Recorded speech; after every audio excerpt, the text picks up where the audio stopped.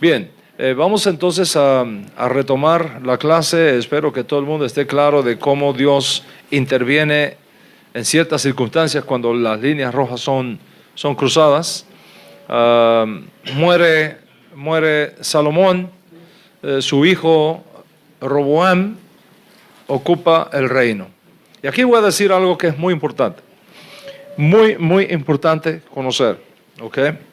Lo voy a poner acá en la pizarra para que entendamos exactamente de qué se trata. Según la ley judía, okay, tenemos el padre y tenemos la madre. Okay. La madre es la que da la judeidad. Okay. La madre da la judeidad.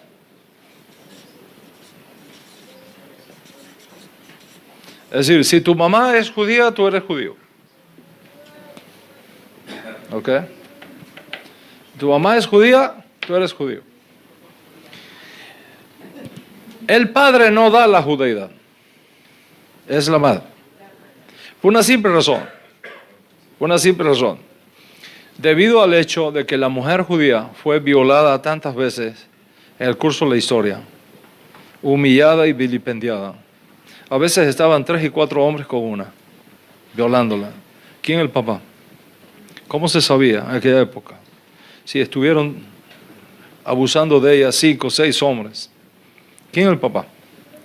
No sabemos quién es el papá, pero sabemos quién es la mamá. Entonces, debido a todas estas consideraciones históricas, la ley del Estado de Israel establece que la madre es la que da la judeidad. No el papá, la madre. Sabemos que el niño salió de esa mujer. ¿Quién fue el hombre que fecundó? Puede que nunca se sepa, pero sí la mamá se sabe. ¿Okay? Por eso es la madre la que da la judeidad. El padre da 3 cosas que la madre no puede dar. ¿Okay? El padre da 3 cosas que la madre no puede dar. ¿Qué cosas son las que da el padre? Da el jubileo. ¿Qué quiere decir eso?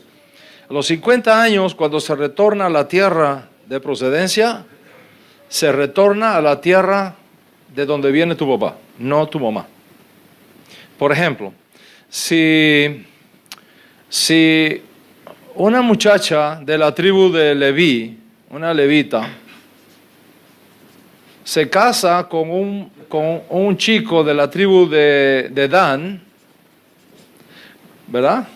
Cuando llega jubileo, los descendientes de ellos van a la porción que le correspondió a Dan, no a la mamá, al papá.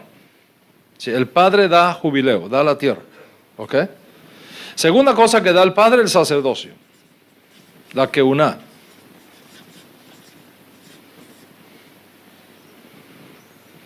El sacerdocio. Para ser rey en Israel, tú tienes que ser descendiente de David. Entonces, si tú eres casada con una hija de David, ¿ok? Y uno de Dan se casa con una hija de David, el hijo que sale de ellos no puede aspirar al trono de David, porque el padre pertenece a una tribu diferente, a una casa diferente.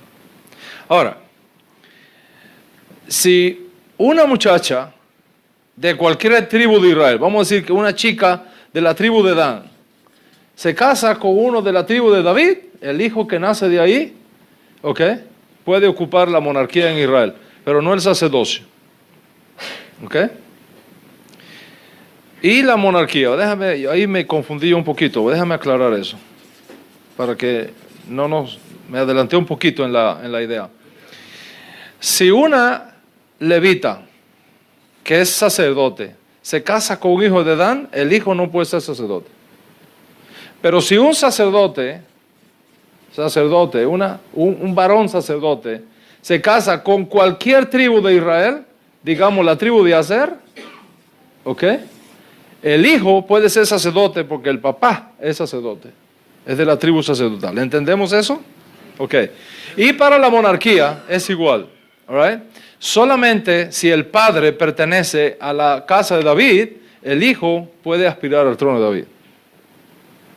Entonces, si una chica levita se casa con un chico de Dan, no pueden ser reyes en Israel.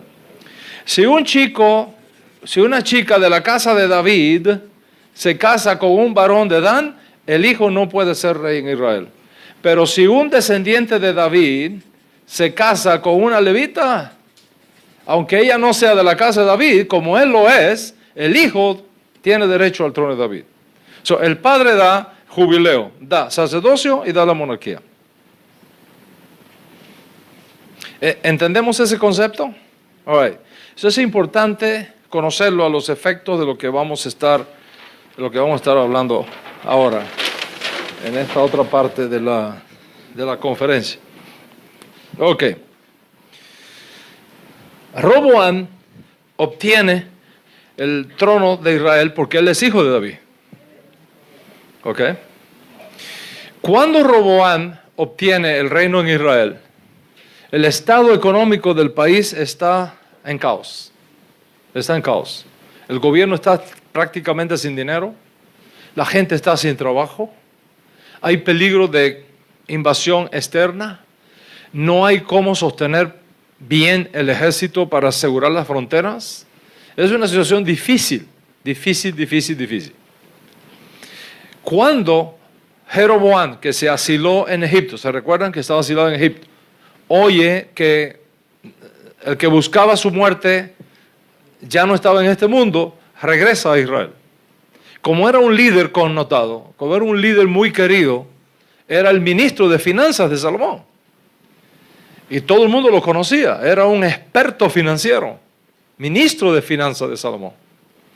Se juntan con él y le dice, hagamos una reunión con Roboam para pedirle que baje los impuestos. Y si él baja los impuestos, todos le vamos a apoyar. Esa reunión tiene lugar y entonces Roboam responde a esa iniciativa diciendo, dentro de 3 días vengan a mí y voy a darle una respuesta. En ese interín, Roboam consulta con los ancianos que pertenecieron al gobierno de su padre. Y los ancianos le dicen, oye al pueblo, la gente está hasta aquí, no hay dinero, hay inflación, hay recesión, baja los impuestos, gánate el favor de la gente y te van a apoyar. Después él va y consulta con los muchachos de su edad. Dice, mira, lo que pasa es que el pueblo está ocioso. Lo que necesita es mano dura. Ponle mano dura y tú verás que se van a ir a trabajar. Todos son unos holgazanes, no quieren trabajar y por eso este país está así. Más bien sube los impuestos para obligarlo a trabajar más. Lamentablemente, Roboam toma la decisión de los jóvenes. Llama a los representantes de las 12 tribus de Israel, entre los cuales estaba Jeroboam, y les dice, si mi padre os azotó con azotes, yo los voy a azotar con escorpiones. Vamos a aumentar los impuestos. Ustedes son una partida de haraganes, ustedes son una partida de holgazanes. Váyanse a trabajar, los impuestos van a ir para arriba. Y en ese momento, Jeroboam le dice a Roboam, estás equivocado. Nosotros que vivimos en el norte de Israel no te vamos a apoyar. ¿Cómo que no? No te vamos a apoyar. Nos separamos de la casa de David. Y entonces ocurre una división del reino de Israel. O sea, Israel,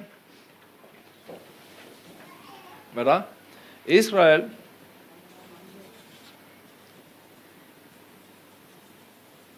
¿verdad? Israel, este es el lago de Galilea, la parte norte de Israel, la parte oriental de Israel, el west o el mar Mediterráneo está acá, el sur está acá. Entonces, ¿qué pasó? Aquí está aproximadamente Jerusalén. ¿Ok? Esta es la provincia de Judea. ¿Ok? Esta es la provincia de Judea. Esta es la provincia de Samaria. y esta es la Galilea. ¿Qué pasó? 10 tribus se van para acá y forman un reino aquí arriba. Y una tribu se queda con Roboam aquí en el sur, donde está Jerusalén, donde está el templo, y se crea otro estado judío. Aquí está el estado de Judá. ¿Y qué nombre piensa usted que recibió el de arriba? Efraín. El reino de Efraín. Efraín. Entonces, Israel amaneció ese día como una nación unida y se acostó como una nación dividida. 2 pueblos, ya no más uno. 2 hermanos separados, ya no más uno. 2 monarquías. El sur, Judá, el norte, Efraín. ¿Entendemos eso?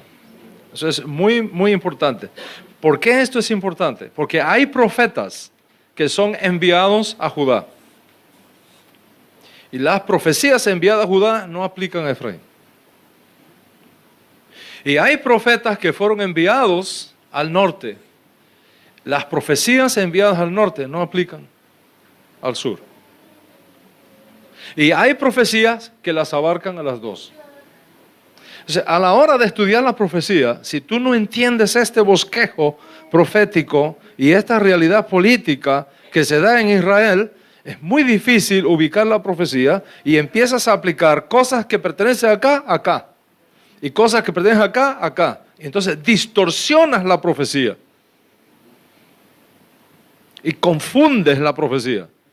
Y al confundir la profecía, el pueblo se desorienta. ¿Están conmigo hasta acá?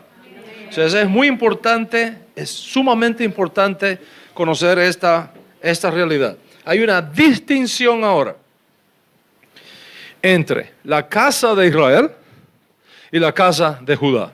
¿Ok?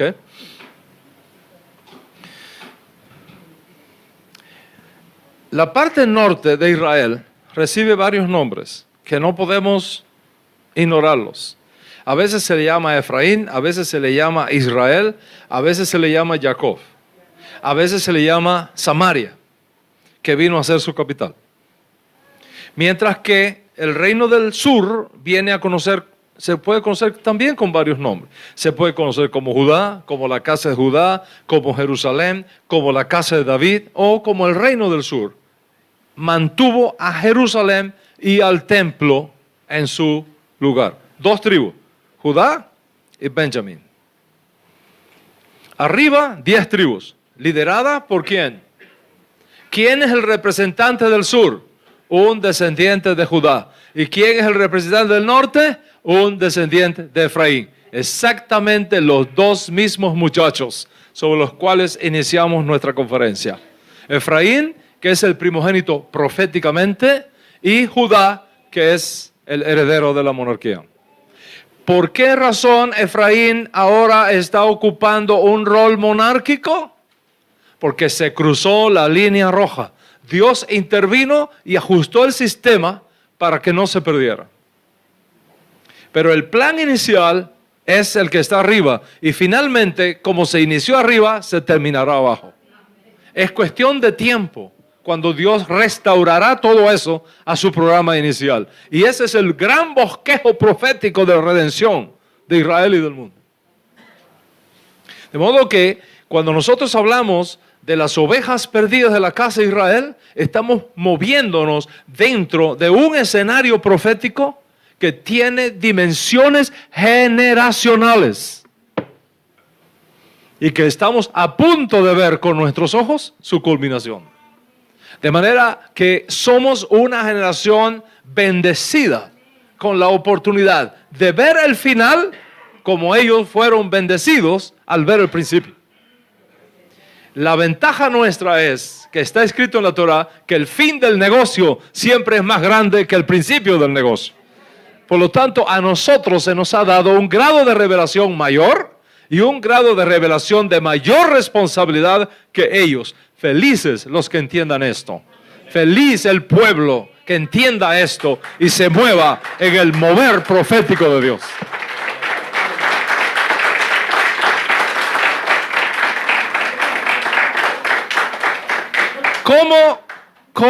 ¿Qué pasó después de esto? ¿Qué pasó después de esto? Una de las historias más tristes del mundo, la voy a resumir, no voy a explicar mucho esto, pero sí es importante que lo conozcamos. Volvemos a este mapa, ¿verdad?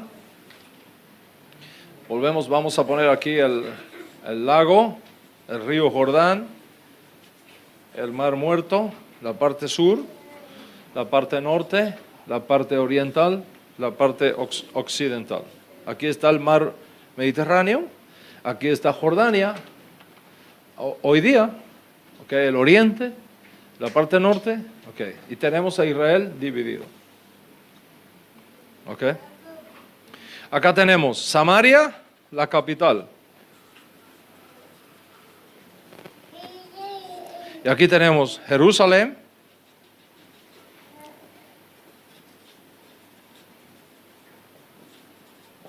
La capital. Aquí arriba hay un enemigo muy grande, Siria, la parte norte, noroeste. Los asirios están acá arriba, en esa época. ¿Qué pasó acá? ¿Quién es el rey aquí? Jeroboam. ¿Y quién es el rey acá? Roboam. ¿De quién es descendiente Roboam? De Judá. Vía David, right? ¿Correcto? ¿Y de quién es descendiente Jeroboam? De Joseph, vía Efraín. Tenemos a Joseph arriba y a Judá abajo. ¿Lo ven? Tenemos a Joseph arriba y a Judá abajo. Los dos muchachos de la profecía están ahora en pleno ejercicio de funciones en la historia de Israel. Cuando el profeta Ahías le dio esa profecía a Jeroboam, fue condicional. Si tú obedeces, si tú guardas, si tú cumples, yo haré firme tu casa. Pero si no guardas, ni cumples, ni mantienes firme, yo voy a intervenir y voy a destruir tu casa. ¿Ok? Esa profecía no comprometió nunca el templo de Jerusalén. Aquí está el templo de Jerusalén. Aquí están los sacerdotes. Aquí están los levitas. Aquí está la casa de David. Hay 3 fiestas que los hijos de Israel no pueden santificarla fuera de Jerusalén. ¿Cuáles son esas fiestas, Joseph? Pesach, Shavuot, Sukkot. ¿Cuándo llega Pesach? ¿Cuándo llega Shavuot o Pentecostés? ¿O cuando llega Sukkot, tabernáculos? Tú no puedes santificar esas fiestas en tu casa. Ni siquiera se nos permite sacrificar un cordero para Pesach si no es en Jerusalén. Eso es Torah le Moshe mi Sinai. Eso no se puede discutir. No se puede discutir. Ni siquiera se puede hacer un sacrificio de un cordero en Pesach si no estás en Jerusalén. Está prohibido por la Torah. Entonces, ¿qué pasa con estas 10 tribus? Vamos a poner 1, 2, 3, 4, 5, 6, 7, 8, 9 y 10. ¿Qué pasa con estas 10 tribus cuando llega a Pesach? ¿A dónde tienen que ir? ¿A dónde? A Jerusalén. ¿En qué territorio? La casa de David. En Judá. Tienen que cruzar la frontera y entrar en Judá. ¿Y qué tienen que hacer cuando llegue Shavuot? Tienen que cruzar la frontera y venir ¿a dónde? a Judá. Y cuando llegue Sucot, ¿qué tiene que hacer? ¿Se pueden quedar haciendo Sucot acá arriba? No se puede. ¿A dónde tiene que ir? Cruzar la frontera e ir ¿dónde? A Judá, al templo, porque aquí está el templo. Y el templo no fue negociable. El templo seguiría funcionando para todos, independientemente de las dos monarquías. ¿Me sigue? Entonces, cuando Jeroboam ve que se acerca Pesaj y que toda esta gente va a empezar a bajar aquí para subir al templo de Jerusalén y hacer Pesaj, en vez de moverse en fe, se movió en lógica humana. ¿Qué pensó? Si ahora la gente mía que me apoya tiene que subir a Jerusalén para santificar Pesaj, le va a entrar añoranza por la casa de David. Y cuando vengan de allá me van a matar. Y van a devolverle el reino que yo recibí a David. ¿Y sabe qué hizo? Prohibió que los hijos de Israel vinieran acá. Puso guardias aquí, cerró la frontera. Nadie podía venir acá. ¿Cómo va a hacer Pesaj? Si para hacer Pesaj yo necesito el templo. Si no tengo templo, no puedo hacer Pesaj. Yo le construyo el templo. Y entonces construyó un templo aquí y otro acá arriba. 2. Dice, a ellos tienen 1, yo le estoy dando 2. Empieza a cruzar, ¿qué línea? La línea roja. Dios no le dijo eso a él. Dios no le entregó eso a él. Esa fue su propia iniciativa humana, su propio cálculo político. Y ahí comienza a meterse en problemas. Entonces, ¿qué hace? Como los levitas no tienen herencia en la tierra, sino que los levitas están distribuidos por todos lados, en cada ciudad le daban un pedacito, ¿ok? Había levitas acá abajo, pero había levitas acá también. Él llama a los levitas y les dice, los voy a investir para que me ministren aquí y me ministren aquí. Ya no tienen que ir más acá, dicen los levitas. No. Nosotros no podemos hacer eso.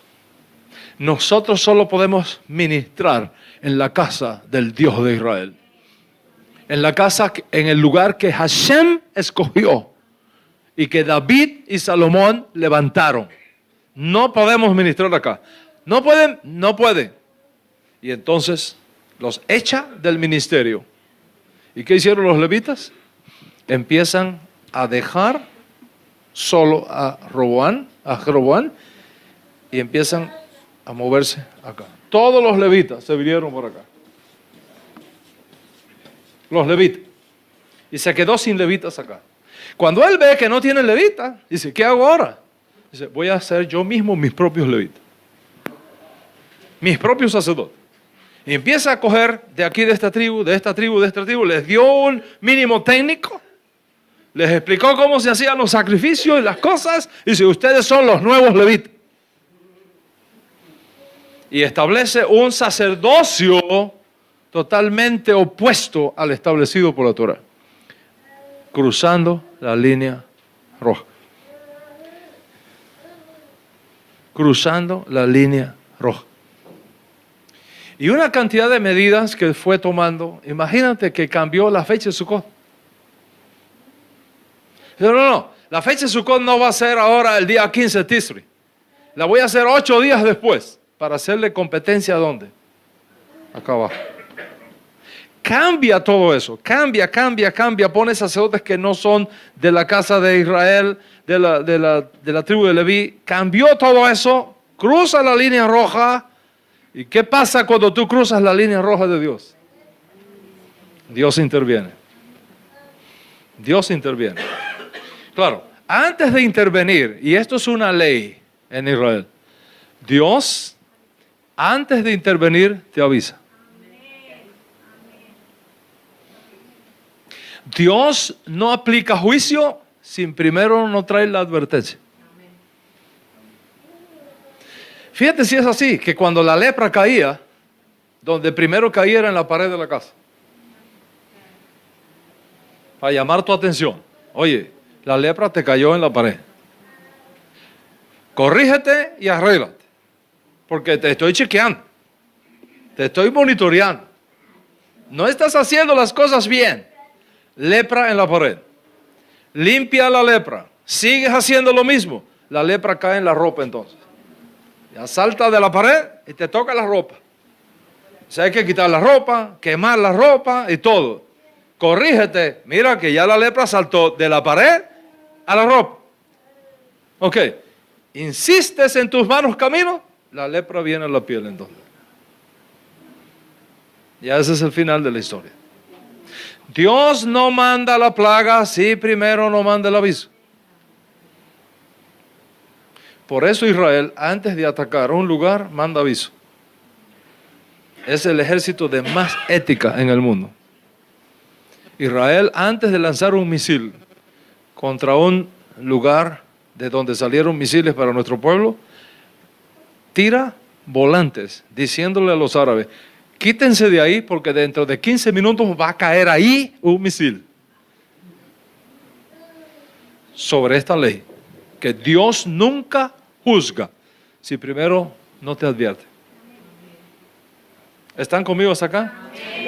¿Cómo vino la advertencia? Profetas. Aquí vino el profeta Eliyahu. Todo lo que profetizó Eliyahu tiene que ver con la casa de Israel. Nada que ver con Judá. Eso tiene que tener mucho cuidado cuando leas la profecía de Elías. No tiene nada que ver con Judá. Es todo para acá arriba. Dios envió aquí arriba a Eliseo. Advertencia. Dios envió aquí arriba a Oseas. Aunque Oseas tiene algunas cosas que decir de Judá, la mayoría es de Israel. Dios envió aquí arriba a Amós. O sea, cuando usted lee el profeta Amós, cuando usted lee el profeta Oseas, tenga mucho cuidado. Porque la mayoría de su profecía tiene que ver con el Israel del norte, no con el Israel del sur.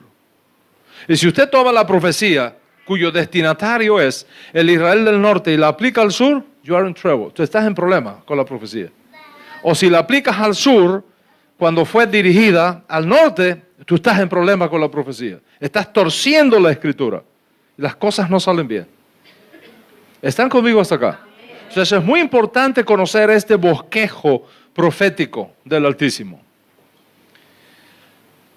Murió Jeroboam, fue acusado por la mano de Dios, fue un desastre. Los reyes que vinieron después fue otro desastre. El peor de todo, peor incluso que Jeroboam, Acaz, se casó con Jezabel, que era una pervertida religiosa, hechicera.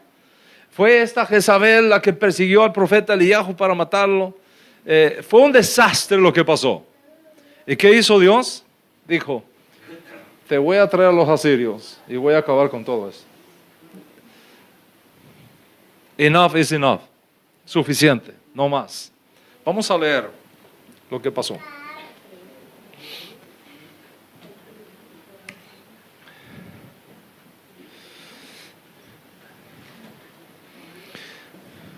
¿Cómo describe el profeta Oseas a Efraín? Estamos hablando del año 722 antes de Yeshua, siglo 8 antes de Yeshua. El profeta Oseas describe a Efraín como mezclado con los demás pueblos. ¿Por qué se mezcló Efraín con los demás pueblos? Porque empezó el culto a Baal, se casó con las sacerdotisas de Baal, se casaron con los extranjeros que habitaban en esa zona. Tanto que toda esa región de acá, toda esta región de acá vino a ser conocida como Galilea de los gentiles. Se gentilizó, todo esto se gentilizó, se paganizó completamente. Dios trae a los asirios. La política de los asirios, la política exterior de los asirios, era diferente a la política exterior de los babilonios. La política exterior de los babilonios con los pueblos conquistados era: yo te conquisto, te traigo, te doy un territorio del país para que tú vivas ahí, me sirvas, pero te respeto tus propias leyes ahí, en ese pedacito que te di, y tienes que venir y trabajar de gratis para mí. Esa fue la política exterior de Babilonia. La política exterior de los asirios fue distinta. Los asirios venían, conquistaban una tierra, se llevaban la gente para la suya y traía de la suya para acá y los mezclaba para destruir totalmente la identidad de los pueblos conquistados. Esa es la política del imperio asirio. ¿Qué hizo Asiria?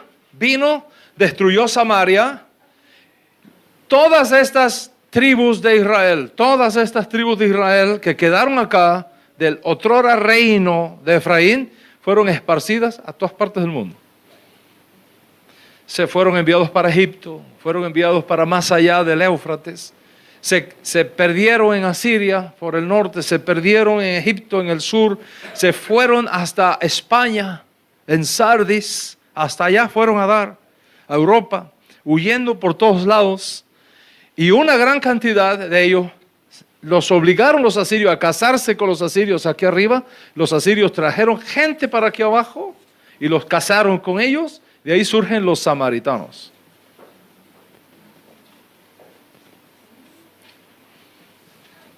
¿Estás conmigo hasta acá? Ahora entiendes de dónde salen los samaritanos y por qué los judíos en la época de Yeshua cuestionaban si los samaritanos eran o no judíos. Ustedes son mezclados, ustedes no están claros. ¿Ok? ¿Están conmigo hasta acá? Ok. Aproximadamente en el año 723, antes de Yeshua, fue destruido el reino del norte. Toda esta gente desapareció. Todo. Algunos se quedaron acá, mezclados, el resto se perdió. Este es el primer exilio de Israel. ¿Dónde están estas 10 tribus? ¿Qué pasó con ellas? Son las tribus perdidas de Israel. Estas son las tribus perdidas de Israel. ¿Dónde están? Dispersas por el mundo. Perdieron su identidad israelita. El profeta Oseas los llamó Lo Ami, no pueblo mío. Léase Oseas después en su casa, Cucal. Y verá cómo Dios le dice, si ustedes siguen esto, les voy a quitar el Shabbat. Les voy a quitar el novilunio. Les voy a quitar los Yom Tov. Les voy a quitar todas mis fiestas, se las voy a quitar. Van a perder su identidad. Se van a volver ovejas descarriadas de Israel. Y así exactamente ocurrió. ¿Qué sucede ahora? Miren lo que sucede. Otra vez tenemos acá, ponemos la Galilea, el Jordán, Mar Muerto, ¿ok? ¿Y qué pasó ahora? Judá, con Benjamín, con los levitas, ¿se acuerdan los levitas? Que emigraron de acá, vinieron para acá. Y por supuesto, algunos de las tribus que al ver todo el desastre que estaba ocurriendo acá, lograron cruzar la frontera y se establecieron por acá también. Todo esto se quedó vacío. No más Israel del norte.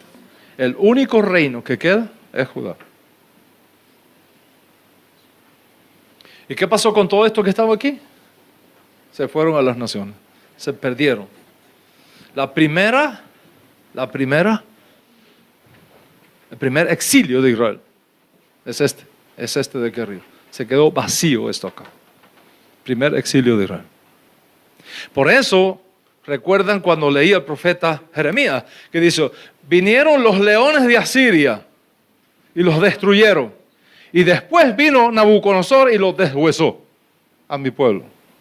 Porque unos 120 años más tarde, en el 586, los babilonios del oriente vinieron y destruyeron también este reino. ¿Cuál es la diferencia? que Judá fue llevado cautivo a Babilonia. Pero ¿cuál era la política exterior de los babilonios? Mezclarlos para que perdieran su identidad o darles un pedazo de tierra para que mantuvieran su identidad pero les sirviera. Por eso es que el judío de Babilonia no pierde su identidad. Mientras que los israelitas del norte, ¿qué pasó con ellos? Perdieron su identidad, se hicieron gentiles, se gentilizaron. Por eso dice Oseas, busque ahí en su Biblia, si la tiene. ¿A mano? Oseas capítulo 7, verso 8. Dice, Efraín mezclado con las demás naciones. Mezclado con las demás naciones. Okay. Hashem usa a los asirios para llevar a estos israelitas lejos al exilio y los desparramó por toda la faz de la tierra. Dice Amós 9:9. Dice Amós 9:9. Hashem zarandeará estas tribus entre todas las naciones. Y aún así, Él no perderá ningún grano en la tierra. Oiga eso. Zarandeará Hashem estas tribus del norte entre todas las naciones.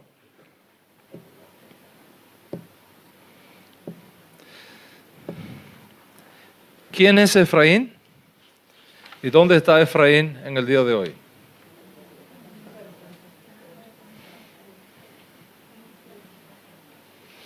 ¿Qué va a pasar con Efraín? Lee el profeta Oseas como trabajo de clase cuando llegue a su casa esta noche. Dice el profeta Oseas que va a llegar un día cuando Efraín se va a arrepentir donde quiera que esté. Donde quiera que esté. Que aunque estén viviendo desparramados por todos lados como si fueran gentiles, algo les va a pasar en el corazón. Cuando llegue el momento de Hashem tratar con ellos, ¿ok? Y cuando Efraín reconoce su error y se arrepiente, Hashem dice, ¿no es Efraín hijo precioso para mí? Oiga, ¿no es Efraín hijo precioso para mí? Son aquellos pastores que se sirven a sí mismos, quienes lo han guiado por el mal camino. Pero yo les proveeré un pastor.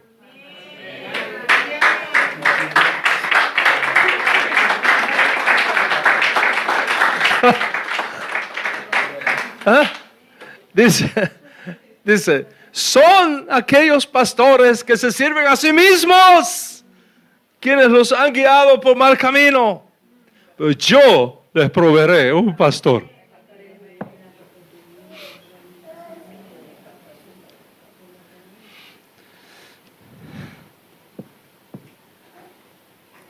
Ahora tú entiendes la dimensión de las palabras del maestro cuando dice, yo soy el buen pastor.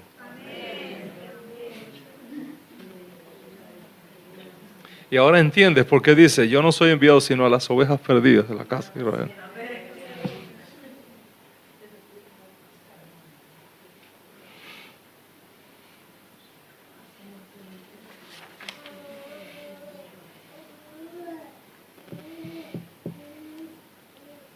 Dice el profeta Oseas, en el lugar donde les fue dicho, vosotros no sois pueblo mío, les será dicho, sois hijos del Dios viviente.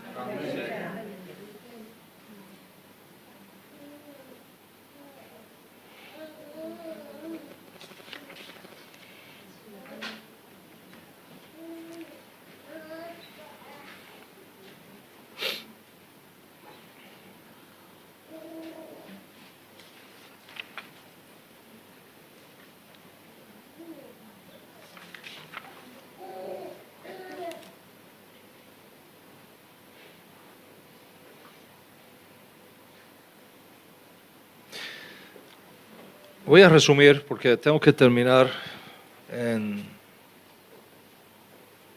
media hora máximo, con el permiso de todos ustedes. ¿Hasta qué hora tenemos alquilado eso aquí? Podemos estar aquí más tiempo, ¿verdad? Ok, como yo no vengo muy a menudo por acá, estoy seguro que me van a tener un poquito de paciencia. Pero cuando hablo de este tema, es algo que me toca tan profundamente el alma. Eventualmente Judá regresó del exilio babilónico. Eventualmente regresó. Regresó con Nehemías, con Ezra, Ageo, Zacarías. Construyeron el segundo templo.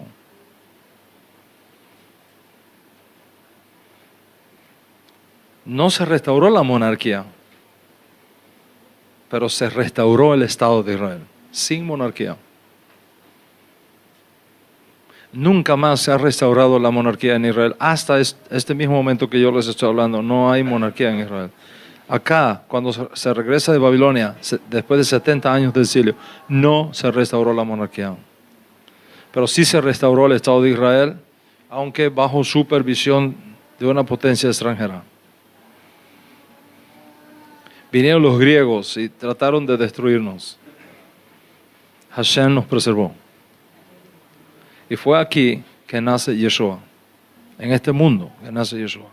Por eso es tan importante conocer el judaísmo del segundo templo.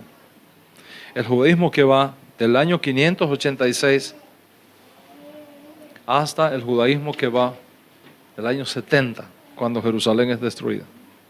Todo lo que pasó en Babilonia, la reconstrucción del templo, toda la historia posterior, hasta su destrucción en el año 70, todo eso es el judaísmo del segundo templo.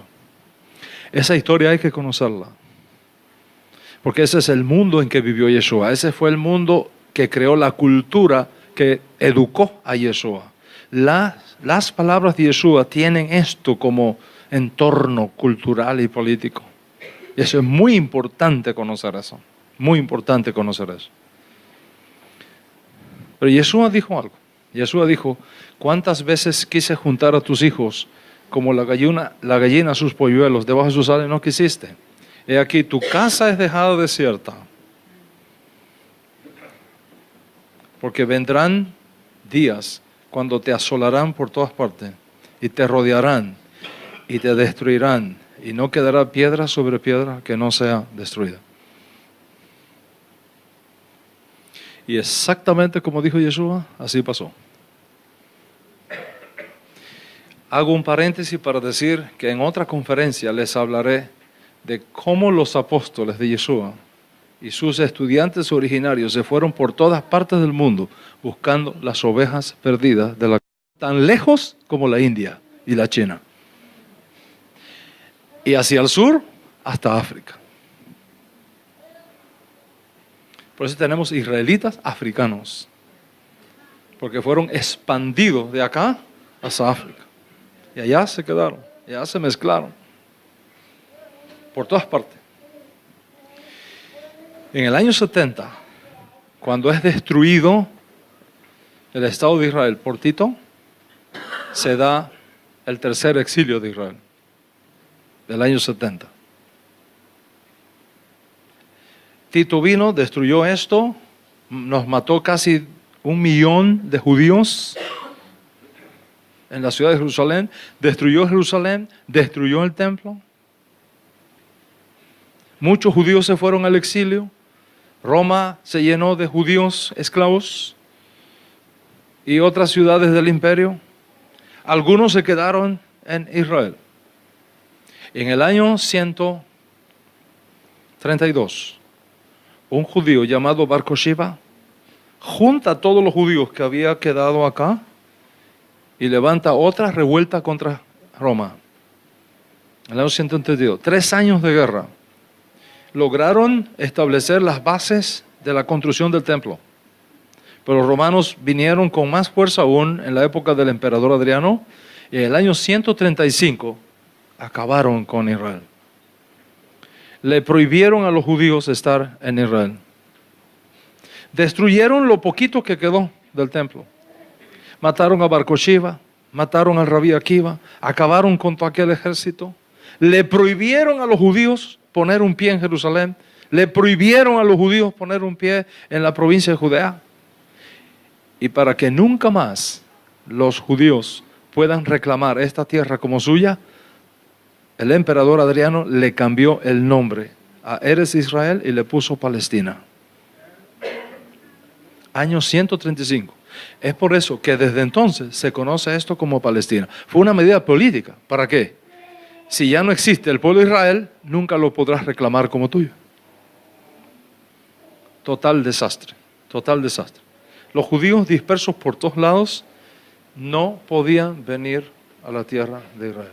Y pasaron otras cosas más terribles, que no voy a mencionarlas por cuestión de tiempo, porque lo que me interesa es otra cosa. ¿Qué pasó con todos esos judíos? Tanto después de la Primera Guerra como después de la Segunda Revuelta contra Roma, quedaron dispersos por todas partes del mundo. Conservando su identidad judía, contrario al norte que la perdió, se mezcló con los pueblos. El judío no se mezcló. El judío se fue con la Torá. El judío se fue con su identidad. El judío se fue con su Shabbat. El judío nunca perdió el Shabbat. El judío nunca perdió Pesach. El judío nunca perdió la identidad de la casa de Israel. El del norte sí, pero el judío de Judea no. No la perdió. Se fue al exilio con el Shabbat, con los rollos de Torá. Se fue al exilio guardando, a veces escondidamente, su fe judía, aun cuando estaba en posición de esclavos. Así llegaron a España. En España florecieron. En la época de Isabel y Fernando, cuando había necesidad de conquistar el reino de Aragón y unificar España, Fernando e Isabel la católica le pidieron a los judíos que habían florecido mucho en España recursos para comprar armas, el ejército, etc. Y los judíos le prestaron todo el oro que tenían. Y Fernando e Isabel la católica ganaron la guerra, juntaron los reinos, establecieron una España unida y ahora había que pagarle a los judíos. Sí, ¿por qué le vamos a pagar a los judíos?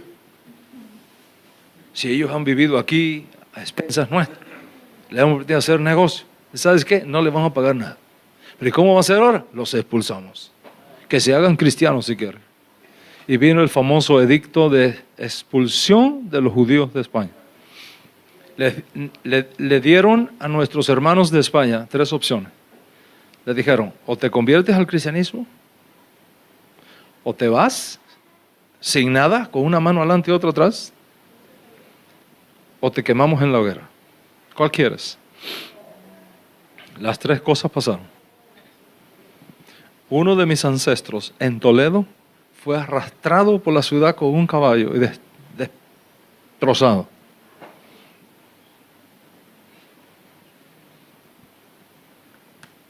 Quemados en la hoguera como bestias. Muchos lograron escapar. Dios usó a Cristóbal Colón en ese momento para sacarlos. Llegaron a América. Se establecieron en diferentes lugares de América. Algunos lograron huir a Portugal, pensando que en Portugal no iba a alcanzarlos. Y allá llegó también la Inquisición. Y entonces tuvieron que huir a Brasil, tuvieron que huir a Ámsterdam, en Holanda, donde había un poco más de apertura. Y de Holanda viajaron al Caribe y ahí se establecieron sin hacer mucho ruido, en Curazao, en Bonaire, en todas las Antillas holandesas. Ahí se establecieron. Otros no pudieron escapar. Se hicieron cristianos. Pero en la casa, a escondidas, practicaban las costumbres judías. Se llamaron Anusín, los violados. Eventualmente, sus hijos dejaron las prácticas judías y se asimilaron también. Según estudios realizados por el Departamento de Arqueología de la Universidad Hebrea de Jerusalén, en América Latina solamente hay más de 30,000 familias de apellidos judíos, cristianos que no saben que son judíos y tienen sangre judía. Y toda esa gente, toda esa masa son las ovejas perdidas de la casa de Israel. ¿Y cómo termina la profecía? La profecía termina diciendo que vienen días, dice el Señor, cuando todas esas ovejas perdidas van a escuchar el sonido de un shofar. Van a escuchar el sonido del shofar. E irán retornando uno a uno. Uno a uno. Irán retornando, irán regresando. Dice, en aquel día será grande Israel. En aquel día yo voy a hacer algo extraordinario. Yo voy a tomar a Judá y voy a tomar a Efraín y los voy a juntar de nuevo. Y serán una sola nación. Y nunca más será destruido Israel. Nunca más será destruido Israel. Y es por eso, Moran Berrabotai, es por eso que nosotros estamos viendo este mover profético en todas nuestras naciones. Gente que nunca se había interesado por Israel. Interesados por Israel. Gente que no se había interesado nunca por el Shabbat. Ahora no pueden vivir sin el Shabbat. Mujeres que dicen, mamá, ¿quién fue abuela? ¿Quién fue mi bisabuela? Como le pasó a mi esposa. Tenemos la abuela en la casa, 90 años. Cuando mi esposa fue a hacer con mi niña el pan de Shabbat, se acercó y dice, yo te voy a enseñar cómo se hace el pan de Shabbat. Y empezó a hacerlo. Y dice, ¿por qué? Porque así lo hacía mi mamá, y así lo hacía mi abuela. Y le hizo todas las bendiciones. Lo tenía callado. Y dice, abuela, ¿por qué usted nunca me enseñó eso? Porque nos mataban. Si sabían que eran judíos, nos mataban. Y todo eso que estaba oculto está comenzando a salir. Y a salir. Y a salir. Los hijos de Israel están escuchando la voz de un shofar. Y están regresando, y están regresando, y están regresando. Esta es la profecía más grande que está para cumplirse delante de nosotros. Y somos nosotros la generación que tiene el honor de ver con sus ojos su cumplimiento. Estas son las ovejas perdidas de la casa de Israel. Entonces, en el año cuando cayó el franquismo en España y se retorna la democracia, cuando surge el primer presidente socialista en España, Felipe González, el presidente de gobierno tomó una resolución gubernamental: abrir todos los archivos de la Iglesia Católica y hacerlas documentos públicos. La Iglesia no pudo ocultar más. Todos los archivos eran documentos públicos, cualquiera que podía tenía acceso a ellos. De ahí surgió un libro escrito por un jornalista, un jornalista, un periodista, Negrín, que escribió un libro, Sangre Judía. Se metió en los archivos de la iglesia y sacó de los archivos de la iglesia los 3,000 apellidos hispanos que la iglesia tenía en la lista de la Inquisición. Porque le seguían el rastro a los judíos. Porque los judíos se cambiaban los nombres y se cambiaban los apellidos para escapar. Los Sajor se pusieron Rojas. Los que eran sacerdotes se pusieron Sánchez.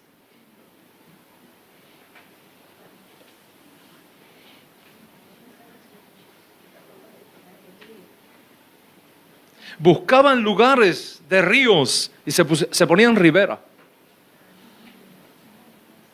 O los que eran Maguen se ponían Cruz, para que la iglesia no le tuviera problemas. Y así sucesivamente. Tienen que leerse ese libro, Sangre Judía. Creo que está agotado, de pronto alguien lo consigue. Ahí está la lista de los 3,000 apellidos judíos. De esa lista hay una que sacamos que está en uno de los libros Raíces Hebreas del Cristianismo. Ahí aparece de esa lista.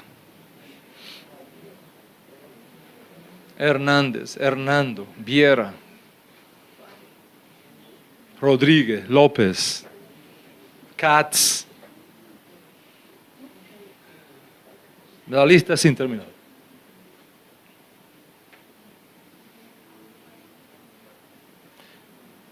¿Por qué tú estás aquí hoy? Voy a decirte por qué tú estás aquí hoy. Posiblemente. Probablemente. Tú estás aquí hoy. Porque un judío que negó al Dios de Israel, allá en la España católica, hace 500 años atrás, que fue obligado a humillarse bajo coerción y con peligro de su vida, a aceptar un Dios distinto, un pueblo distinto y una ley distinta.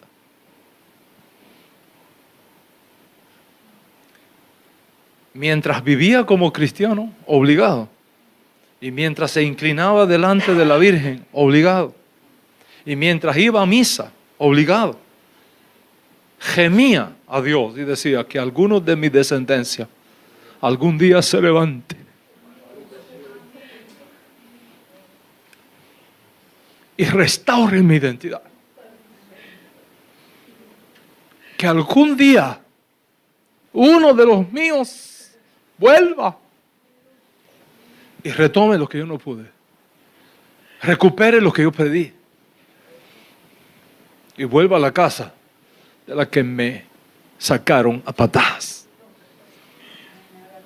Y esa es la razón por la que hay muchos hoy día que mientras nadie escucha el shofar, ellos lo escuchan. Y mientras a nadie le interesa el Shabbat, a ellos les interesa. Porque son las ovejas perdidas de la casa de Israel.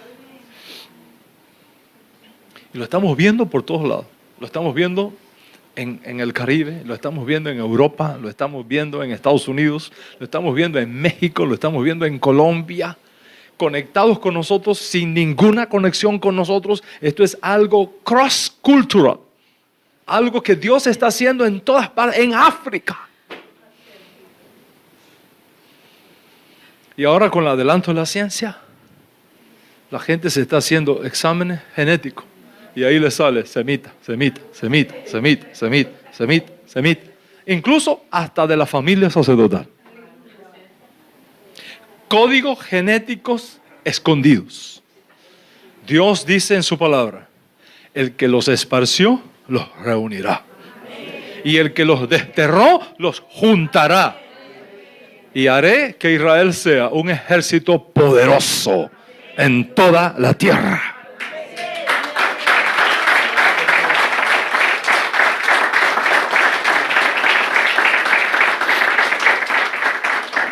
O sea, una de las funciones de nuestra alianza es justamente eso. Buscar las ovejas perdidas de la casa de Israel. Traerlas de vuelta a Hashem. Traerlas de vuelta a la Torá.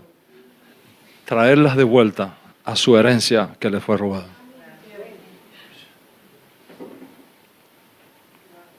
Es por eso que estoy aquí. Y es por eso que soy feliz de vivir en un tiempo como este. Cuando estamos viendo con nuestros ojos la fidelidad del Dios de Israel. ¿Y dónde están esas ovejas perdidas de la casa de Israel hoy día? El mayor reservorio de las almas perdidas de Israel están en la iglesia. Dios usó a la iglesia cristiana como un enorme aprisco. Y los guardó, los trajo, los metió ahí. Y cuando llegó el momento empieza a llamarlo. A llamarlo. A llamarlo. Y eso es lo que está pasando.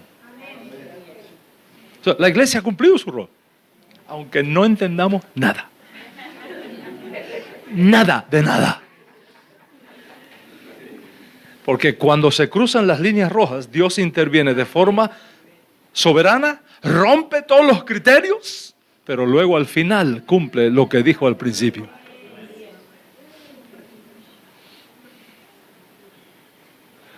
¿Y qué va a hacer Dios con la iglesia? Como recompensa, a pesar de todos los males, a pesar de todo lo que hizo, a pesar de toda la persecución. ¿Sabe lo que va a hacer Dios con la iglesia ahora? La va a transformar con una revelación nueva en el mejor amigo de Israel. Y va a hacer que la iglesia cristiana se va a convertir en el vallado de protección más grande que va a tener Israel para el momento final que viene al mundo. ¡Aleluya! ¡Aleluya!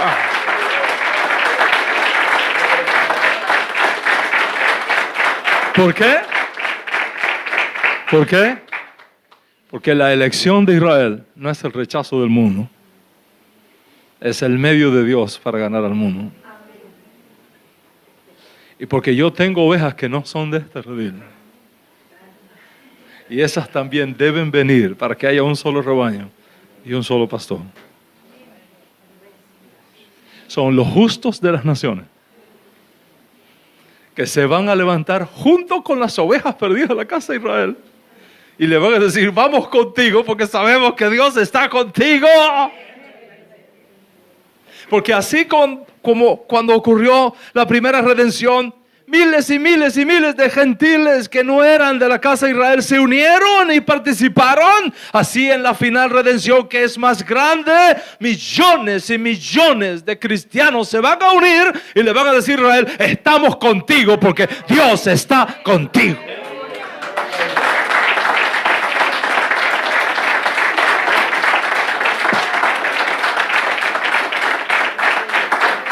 Entonces, ¿sabes qué? Que cuando tú te mueves en este flujo profético, entonces tú tienes resultado. Y las cosas salen fáciles. Porque cuando llega el tiempo de Dios para hacer las cosas, todo se da. Pero cuando tú te metes a hacer cosas sin que haya llegado el tiempo de Dios para hacerlo, todo se complica. ¿No han visto en el mundo natural cómo es? Hay ciertos animales que están en veda. Están en veda. ¿Qué pasa si tú te pones a cazar ciervos en tiempo que está prohibido cazar ciervos? El gobierno te va a echar la mano encima. El gobierno te va a meter la mano encima, te va a quitar las armas, te va a confiscar, te va a poner multas. Pero cuando llega el tiempo en que se permite cazar, el propio gobierno te da las armas. Dice, ¿quieres? Aquí tienes todos los recursos. Ve, dale, camina, es el tiempo. Todo tiene su tiempo. Todo tiene su tiempo debajo del cielo. Y este es uno de esos tiempos. Tiempos de cosecha. Tiempos de redención. Tiempos de revelación. Tiempos de transición de recursos. Tiempos de gloria que ha llegado para el pueblo de Israel. El profeta Jeremías, y con eso concluyo. El profeta Jeremías dice en su profecía, vienen días, dice Hashem, en que no se va a decir más, bendito es el Eterno que hizo subir a los hijos de Israel de la tierra de Egipto, sino bendito es el Eterno que hizo subir a los hijos de Israel de todas las tierras a donde los había arrojado. Y los devolveré a la tierra que juré a sus padres. Pero si tú sigues leyendo, no te quedes ahí, sigue leyendo. En el verso 19 dice, entonces dirán las naciones, grandes cosas ha hecho Dios con estos. Grandes cosas ha hecho Dios con esto. ¿Y qué más va a decir las naciones cuando vean esto? Dice el profeta Jeremías, mentira poseyeron nuestros padres y vanidad, en lo cual no hay provecho. Sí, las propias naciones se van a dar cuenta de todo el daño que se hizo, de toda la corrupción que se hizo, de toda la contaminación que se hizo. Y ellos también se van a levantar, como está escrito, 10 hombres de las naciones tomarán del tzitzit de un yehudí y van a ir con él y le van a decir, vamos contigo, porque sabemos que Dios está contigo. Venid y subamos, dice la profecía, que dirán las naciones, venid y subamos a la casa del Señor de Jacob, porque Él nos enseñará sus caminos y andaremos por sus sendas, porque de Sión saldrá la Torá y de Jerusalén la palabra del Señor.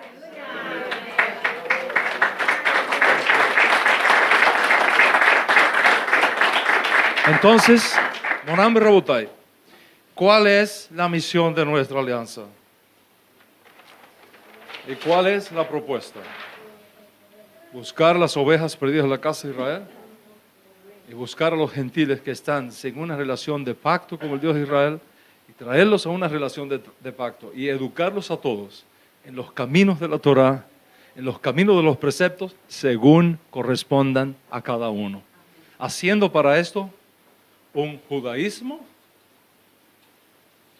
para los judíos y un judaísmo para los justos. Cada uno haciendo su función para que Israel sea grande otra vez. Y cuando hagamos eso, va a ocurrir la restauración más grande que estamos esperando. La iglesia retornando a sus raíces judías.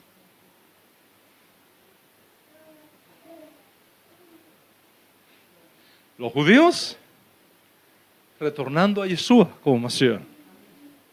Y Mashiach regresando a todos para establecer el reino que no tendrá fin.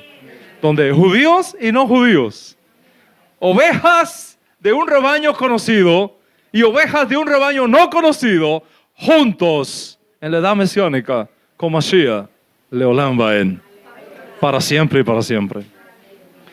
Esa es la misión. Ese es el trabajo. Si yo no fuera maestro de Torah en este tiempo, pagaría por serlo. ¿Qué obra más noble? ¿Qué paga mejor? Feliz el pueblo que entienda esto. Feliz el pueblo cuyo Dios es el Dios de Israel. Gracias por estar aquí. Hashem Todopoderoso les bendiga a cada uno según su necesidad y provea con abundancia a cada uno según su necesidad. Amén y amén. Vamos a concluir esta parte. Vamos a tener ahora, Lilian, por favor, tenemos 2 horas